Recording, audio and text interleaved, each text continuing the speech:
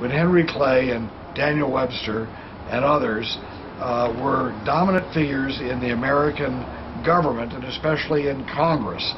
And in Congress, in the Senate and the House, many great compromises were reached during that time period.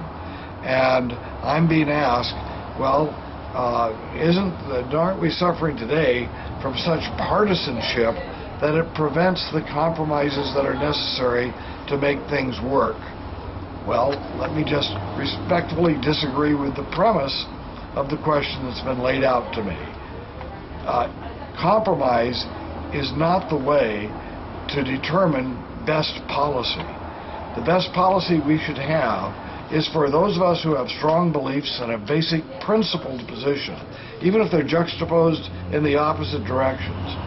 Those people should fight for what they believe in and what they believe is consistent with their principles.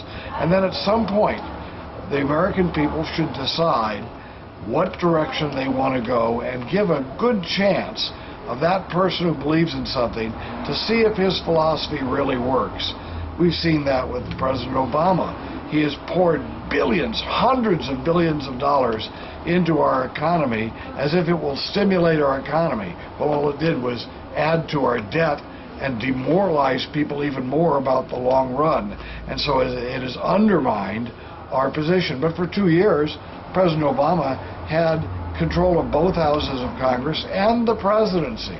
And he could well have done what he wanted. And he did do what he wanted, and it's made things worse.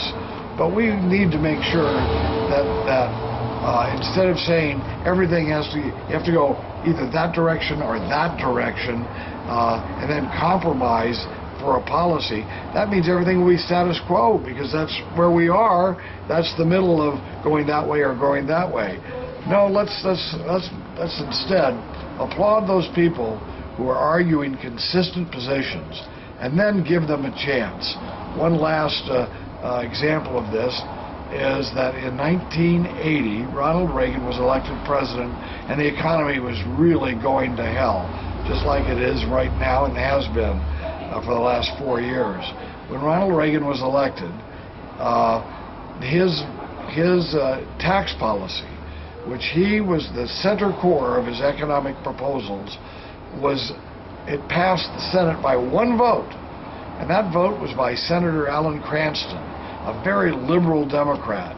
And when asked why he voted for President Reagan's tax policy, Alan Cranston said, Ronald Reagan has presented this to the American people as an example of the philosophical beliefs that he has, and putting them to practice to see what it does to prosperity and the cause of good government in America. He deserves a chance, the American people deserve a chance, to see if that philosophy and those ideas Reagan had actually work. Well, they worked, and Alan Cranston gave him that chance, rather than compromising and saying, no, you can't really have the tax rate reductions. Let's keep the rates as they are right now instead of increasing taxes or lowering taxes. That wouldn't have done any good at all. And yes, President Obama had his chance. And his first 2 years, as I say, he massively increased spending and the size of the government.